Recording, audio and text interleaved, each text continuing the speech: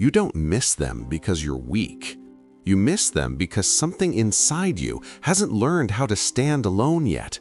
And that's the part no one talks about. You can delete the messages, you can block the number, you can tell yourself it's over. But at night, when the world goes quiet, your mind still goes back. Not to the arguments, not to the pain, but to the feeling of being someone with them. This is why letting go feels harder than staying hurt. And what if I told you that the problem isn't love, isn't attachment, isn't even the breakup? What if the real problem is that you're trying to let go the wrong way? Centuries before modern psychology, Japanese warriors discovered a method so effective, so uncomfortable, that most people were never taught it. Not because it was secret, but because most people can't tolerate what it requires. This video is about that forbidden technique. And once you understand it, you won't ask how to let go anymore. You'll understand why you couldn't before. When relationships end, modern advice focuses on emotions. Feel it, release it, move on. But ancient Japanese philosophy focused on something deeper: structure, identity, and the quiet collapse that happens when both are lost. One man understood this better than most: Miyamoto Musashi, a warrior who lived without stable attachment, without permanence, without emotional anchors. He didn't teach people how to forget. He taught them how to let go without breaking themselves. And the first step was never emotional. It was something far more dangerous. Chapter 1: The identity that didn't survive the breakup. Letting go doesn't hurt because the relationship ended. It hurts because you disappeared with it. This is the wound most people never identify correctly. After a breakup, everyone talks about missing the person, but very few people talk about missing the version of themselves that existed inside the relationship. That version had a role, a direction, a future, and now it's gone. When that collapse happens, the mind panics. Not emotionally, structurally. Your identity was partially built around another person. Their presence organized your days, your decisions, your sense of belonging. When they leave, the structure collapses overnight. And an unstructured mind does one thing very well: it reaches backward. Not because the past was healthy, but because it was familiar. This is why you can know logically that the breakup was necessary and still feel pulled toward them. Logic doesn't run attachment, structure does. Your brain isn't asking, should I go back? It's asking, where do I stand now? And until that question is answered, detachment feels impossible. This is where most people make a critical mistake. They try to let go emotionally while still relying on the old identity for stability. That creates contradiction. One part of you wants release, another needs the attachment to survive. So you oscillate, strong one day, weak the next, clear in the morning, lost at night. This cycle can last months, sometimes years, not because you're broken, but because something essential was never rebuilt. Musashi understood this deeply. He believed that loss must reorganize a person, not hollow them out. He warned that emotional release without identity reconstruction creates fragmentation. You move forward externally while staying bound internally. This is why people enter new relationships still haunted by the old one, why they compare, why they feel unavailable, why the past keeps intruding.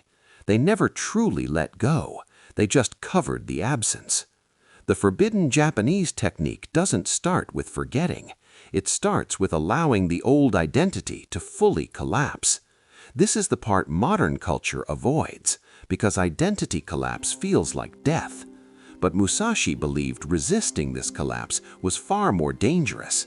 If you don't let the old structure die completely, you rebuild your life on unstable ground. And unstable ground always pulls you backward. This is why silence after a breakup feels unbearable, why being alone feels heavier than being hurt. You're not lonely, you're unstructured, And an unstructured nervous system creates longing to survive. So it tells you lies. It wasn't that bad. Maybe they've changed. Maybe you should reach out. These thoughts aren't guidance. They're withdrawal symptoms. And withdrawal always feels urgent. The ancient Japanese never treated this urgency as truth. They treated it as noise. Musashi taught that before detachment, there must be emptiness. Before rebuilding, there must be collapse. Before clarity, there must be silence. This is why the technique was considered forbidden. It requires you to stand still in discomfort without reaching for relief. Most people can't. They rush to distract, to replace, to numb. But every shortcut delays healing. In the next chapter, we'll go deeper into why your mind keeps replaying memories, why certain moments refuse to fade, and why trying to stop thinking about them actually strengthens attachment instead of breaking it. This is where most people get trapped, and where the Japanese method quietly takes control. Chapter 2. Why your mind keeps replaying them. You don't think about them because you want to. You think about them because your mind doesn't know where else to go. This is the part people misunderstand the most after a breakup. They assume replaying memories means unresolved love, or hidden hope, or emotional weakness. That's not what's happening. Your mind is running a loop because it lost its reference point. When a relationship ends, your brain doesn't immediately accept the new reality. For a long time, it keeps operating on the old map, a map where that person still exists as a constant. So when the future disappears, the mind turns backward, not to heal, but to stabilize. Memories become anchors. This is why you don't replay the entire relationship. You replay specific moments, the first conversations, the good days, the laughter, the sense of being understood. Your mind selects memories that create temporary relief, not happiness, relief. Relief from uncertainty. An uncertain mind is uncomfortable. It wants something solid, something known, something predictable. Memories provide that illusion. This is why the mind prefers the past over the present after a breakup. The present feels empty, undefined, unfamiliar. The past feels structured, even if it was painful. This is why people say, "I don't understand why I keep thinking about them." You're not thinking about them, you're thinking about stability. And here's the dangerous part. Every time you replay a memory, your brain strengthens the emotional pathway connected to that person. Not because the memory is meaningful, but because repetition creates familiarity. This is how attachment survives. Most modern advice tells you to distract yourself, to stay busy, to avoid thinking. That fails for one simple reason. Avoidance increases pressure. The more you try not to think about something, the more attention you give it. The mind interprets avoidance as importance, so the thought comes back stronger. This is why distraction works during the day, but fails at night. When noise disappears, the mind returns to what still has emotional weight. This is where Miyamoto Musashi offers a radically different approach. Musashi never taught his students to escape thoughts. He taught them to observe them without feeding them. This is the forbidden shift. Instead of fighting memory, you let it appear without responding. No judgment, no engagement, no story building, just observation. This sounds simple. It is not. Because the mind wants participation. It wants commentary. It wants meaning.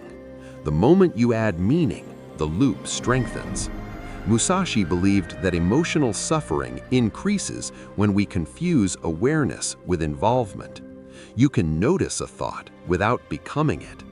Most people don't know how to do this. They either drown in the memory or suppress it violently. Both strengthen attachment. The Japanese method did neither. They allowed thoughts to rise and fall naturally, like weather, without reaction. This starves the loop. Here's what most people don't realize. Memories don't hurt on their own. The interpretation hurts. When you replay a moment and think, "I'll never feel this again," pain intensifies. When you replay and think, "I lost something irreplaceable," suffering deepens. But these interpretations are assumptions, not truths.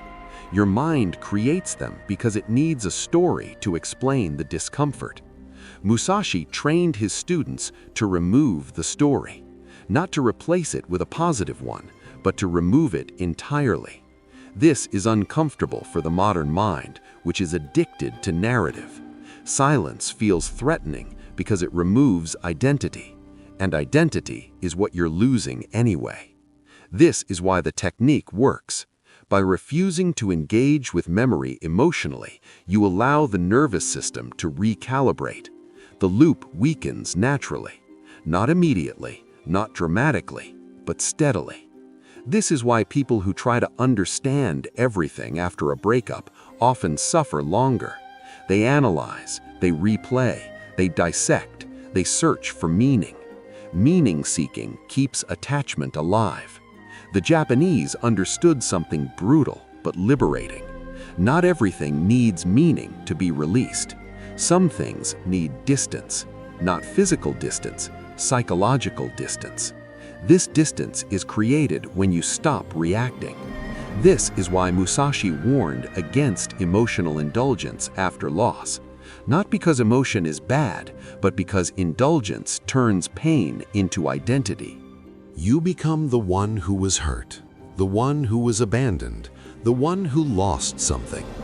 That identity keeps the past alive. The forbidden technique breaks this by refusing to identify with the memory. You don't say, "This is my pain." You say, "This is a thought passing through." This shift feels cold to people who romanticize suffering, but it works. And here's the most important realization. The memories don't disappear when you stop engaging. They lose authority. They stop commanding attention. They become neutral. This is when detachment actually begins, not when you forget, but when remembering no longer controls you. Most people wait for memories to fade before they feel free. The Japanese reversed this. Freedom came first, fading followed. This is why the technique feels forbidden. It doesn't comfort you. It doesn't validate your pain endlessly. It doesn't tell you your suffering is special. It treats suffering as temporary, and that terrifies the ego, because pain has become part of how you remember yourself. In the next chapter, we'll explore why chasing closure keeps you stuck, why waiting for answers from the other person delays healing, and how the Japanese learned to close chapters internally, without conversation, apology, or explanation. This is where most people wait and never move forward. Chapter 3. Why chasing closure keeps you trapped. You think closure will set you free, that once you understand why it ended, once you hear the right explanation, once they finally say the right words, something inside you will relax. But here's the truth most people never accept. Closure doesn't come from the other person. It comes from the moment you stop waiting. After a breakup, the mind creates a story that sounds reasonable. If I just understand what happened, I can move on. So you replay conversations, you analyze messages, you imagine future conversations that never happen.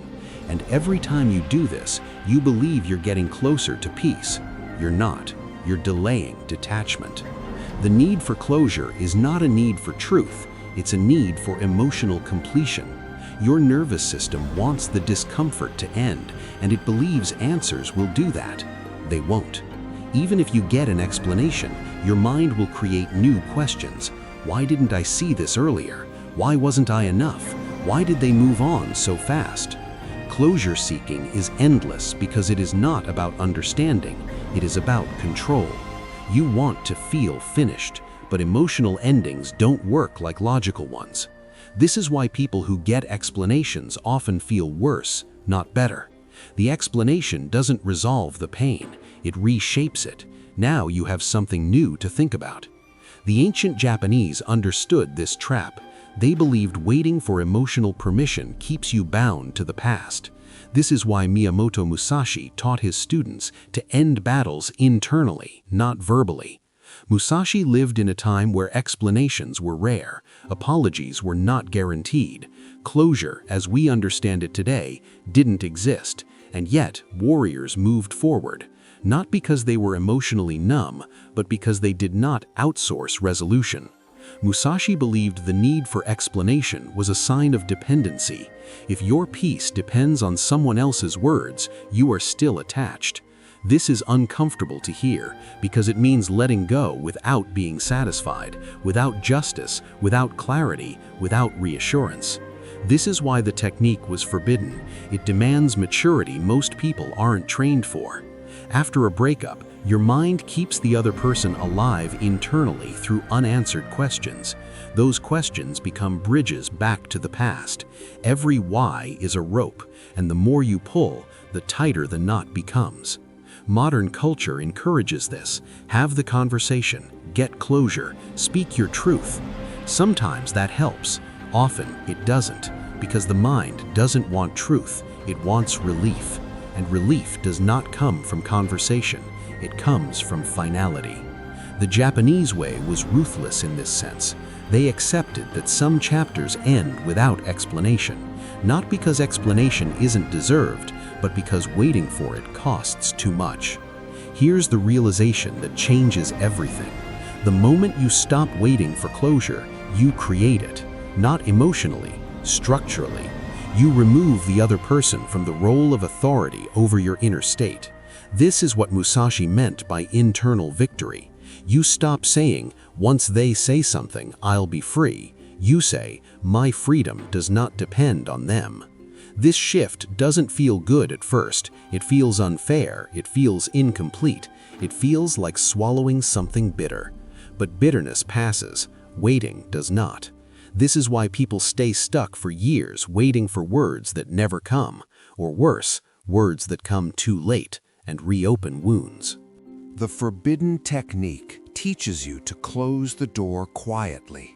No announcement, no confrontation, no final message that secretly hopes for response.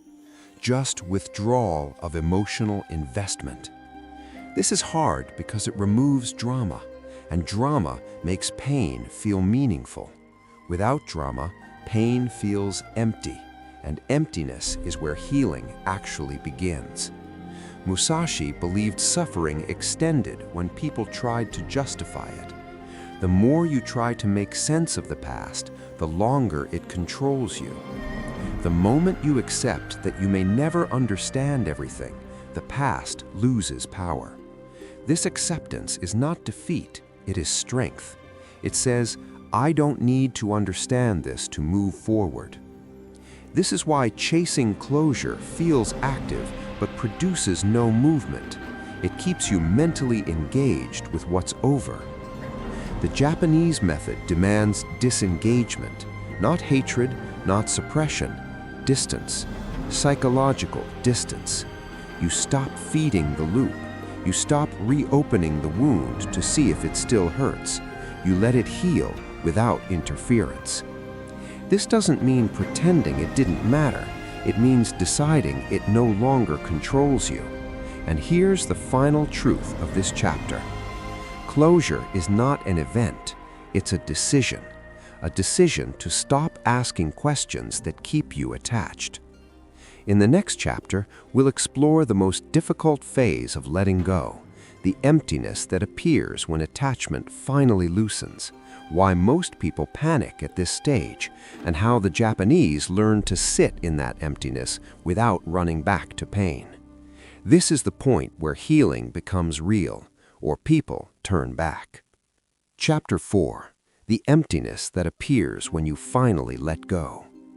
There is a moment most people are not prepared for, a moment that comes after the attachment loosens, after the memories stop dominating every thought, after the need for closure fades, a moment where the pain quiets down and something far more uncomfortable takes its place. Emptiness. This is the stage where many people panic. They expect relief, they expect peace, they expect to feel free. Instead, they feel hollow, disconnected, flat, almost numb, and they think something is wrong. It isn't. This emptiness is not failure, it is space. For the first time since the breakup, your mind is no longer occupied by longing, replay, or hope. The noise fades, the emotional grip loosens, and what remains is silence. Modern culture is terrified of silence. Silence doesn't validate you, it doesn't comfort you, it doesn't tell you who you are. That's why people rush to fill it. They jump into new relationships, they stay constantly busy, they drown themselves in stimulation, anything to avoid sitting in the emptiness. But this is where the ancient Japanese method becomes ruthless and effective. Miyamoto Musashi believed this stage was the most important part of any transformation. He taught that emptiness is not a problem to fix, it is a phase to endure. When attachment dissolves, it leaves behind a vacuum, and vacuums are uncomfortable. The nervous system doesn't like undefined space. It wants structure, meaning, identity, so it tempts you back toward the past. This is why people relapse emotionally. They feel empty and mistake it for loneliness. They think, at least when I was hurting, I felt something. Pain feels familiar. Emptiness feels unknown. So they return to pain, not because it's better, but because it's known. Musashi warned that this is where most people fail. They interpret emptiness as proof that they need something external to feel whole again, a person, a relationship, a distraction. But emptiness is not asking to be filled, it is asking to be understood. This emptiness exists because the old identity has dissolved and the new one hasn't formed yet. You are between selves. Modern advice tries to rush this phase. Find yourself, love yourself, become the best version of you. These phrases sound helpful, but offer no structure. Musashi offered something far more precise. He taught that identity does not emerge from thinking, it emerges from action taken in silence. During emptiness, you are no longer acting to impress, to be loved, or to be chosen. Those motivations are gone. This is the cleanest state a person can experience, and most people waste it. They rush to replace what was lost instead of allowing something stronger to form. The Japanese believed emptiness was sacred. It was the only time a person could be rebuilt without distortion.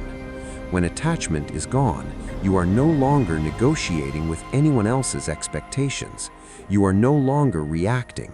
You are no longer defined by a role. You are undefined. That is power. But only if you don't run from it. Musashi trained his students to sit in this state deliberately. No distraction, no emotional indulgence, no identity performance, just action. Small. Quiet. This is where discipline becomes healing. Not forced discipline, not motivational discipline, but grounding discipline. You act not to feel better, but to become stable. This is why the forbidden technique avoids emotional processing at this stage.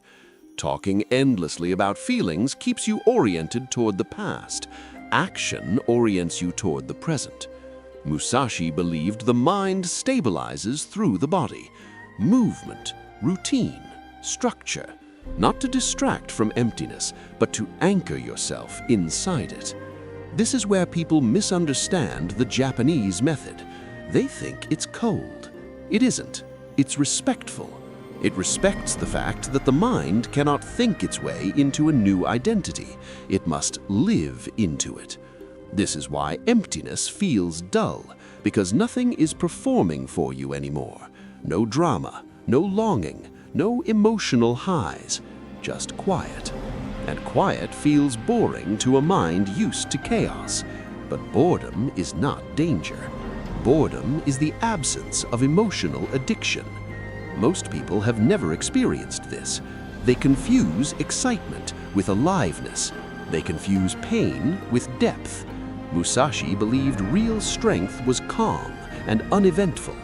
He said the warrior who needs intensity to feel alive is already weak. This emptiness is the doorway. If you stay here long enough without filling it artificially, something subtle happens. Your nervous system recalibrates. You stop craving emotional extremes. You stop needing constant validation. You stop defining yourself by attachment. You begin to feel grounded. Not happy, not euphoric, grounded. This is the state from which a new identity can form. And this is why so many people sabotage it. They want to feel better instead of becoming stronger. The forbidden technique demands patience. It asks you to trust the emptiness, to act without emotional reward, to live without a narrative. This is terrifying for people whose identity depended on being wanted, needed, or chosen. But it is the only way to rebuild without repeating the same patterns. In the next chapter, we'll explore how the Japanese rebuilt identity after loss, how discipline replaces attachment, and how a person becomes unshakable, not by closing their heart, but by rooting it in something that cannot leave. This is where letting go becomes permanent, and where you stop needing to try. When attachment loosens, most people ask the wrong question. They ask, how do I stop missing them? The ancient Japanese asked something far more important. What replaces what I lost? Because nothing disappears without leaving a vacuum, and vacuums demand to be filled. If you don't choose what fills it, the past will return and occupy the space again. This is why people relapse emotionally months after a breakup. They weren't missing the person anymore. They were missing structure. Attachment gave their days shape, someone to check in with, someone to think about, someone to orient decisions around. When that disappears, life becomes unstructured, and an unstructured life invites obsession. This is where most healing advice fails. It focuses on emotions but ignores architecture. The Japanese solution was architectural. They replaced attachment with discipline. Not discipline as punishment, not discipline as force, but discipline as structure. This is where Miyamoto Musashi becomes central again. Musashi believed attachment is powerful because it organizes attention. So instead of trying to destroy attachment, he taught how to redirect attention into something immovable, a craft, a path, a daily structure that does not respond emotionally. Discipline does not care if you miss someone. Discipline does not comfort you. Discipline does not reject you. It simply exists. And that is why it works. Attachment creates emotional dependency. Discipline creates stability. When your days have no structure, your mind searches for emotional anchors. It reaches backward. It replays. It fantasizes. When your days are structured, your mind adapts. Not immediately, not magically, but steadily. Musashi understood that emotions follow action, not the other way around. This is why he trained his students to act without waiting to feel ready. After loss, readiness never comes. If you wait to feel over it before moving forward, you stay stuck. Discipline moves you forward before emotion catches up. This is uncomfortable for modern minds that want emotional permission. But discipline doesn't ask for permission. It provides direction. And direction weakens attachment faster than suppression ever could. Here's the part people misunderstand. Discipline is not about productivity after a breakup.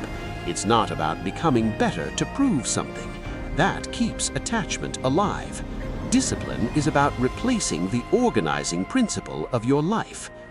When attachment was there, it organized your attention. Now, discipline must do that job. Musashi taught that a person must always be oriented towards something larger than themselves. When orientation disappears, attachment fills the gap. This is why people jump from relationship to relationship. They're not addicted to people, they are addicted to orientation. Discipline provides orientation without emotional dependence. It gives the mind something stable to lean against. And here's the forbidden part. Discipline works best when it is boring. No emotional highs, no dramatic breakthroughs, no validation, just repetition. This is why it replaces attachment so effectively. Attachment thrives on intensity. Discipline thrives on neutrality. When you repeat action daily without emotional reward, your nervous system recalibrates. You stop craving emotional stimulation to feel alive. You begin to feel solid. Most people quit discipline too early because they expect it to feel good. Musashi warned against this expectation.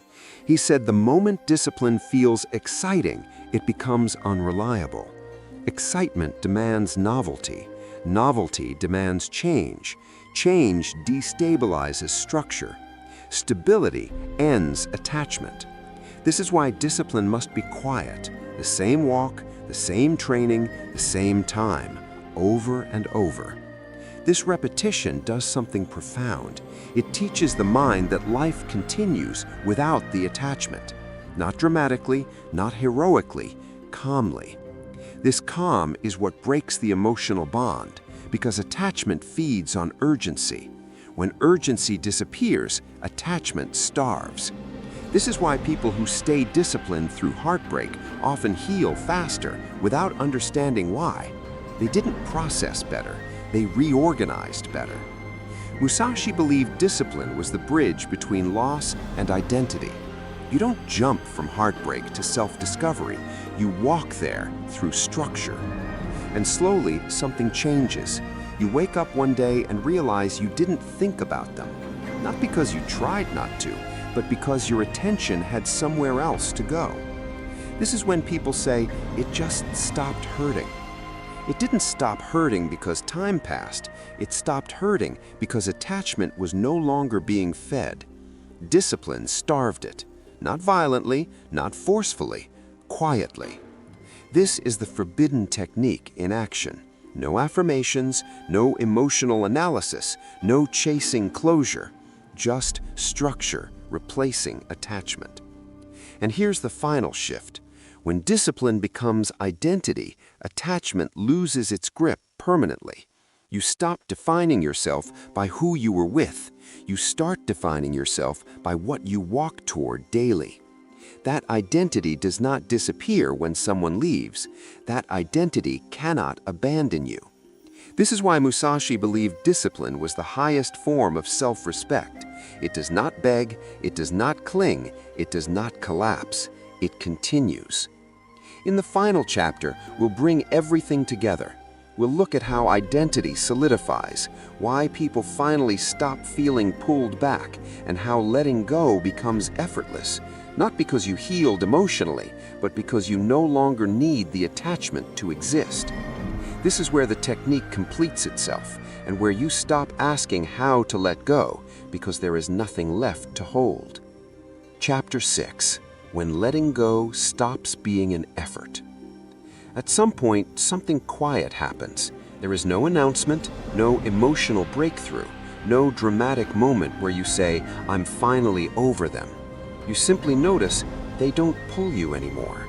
Their name appears in your mind and passes. A memory surfaces and dissolves. A song plays and doesn't wound. This is the moment people misunderstand. They think healing arrived. It didn't. Identity arrived. Letting go never succeeds through force. It succeeds through replacement. You didn't remove them from your life. You outgrew the space they occupied. This is the final stage of the forbidden Japanese technique, and it's the stage most people never reach because they stop too early. Throughout this journey, you were never fighting love. You were dismantling dependence. And dependence doesn't end when emotions fade. It ends when identity stabilizes. This is why people can feel nothing and still feel pulled back, and why others can feel sadness but never want to return. The difference is structure. This is where Miyamoto Musashi completed the lesson. Musashi believed true freedom was not emotional neutrality, it was non-reliance. When your sense of self no longer depends on another person's presence, approval, or memory, attachment loses its authority. Not because you hardened yourself, but because you became grounded.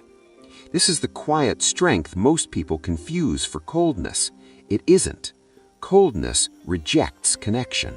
Groundedness doesn't need it to survive. You can still remember, you can still feel, but you are no longer organized around the past. This is the difference. Most people think letting go means erasing. The Japanese knew it meant repositioning. The memory moves from the center to the edge. And once it's no longer central, it no longer commands behavior. This is why discipline was never about self-control.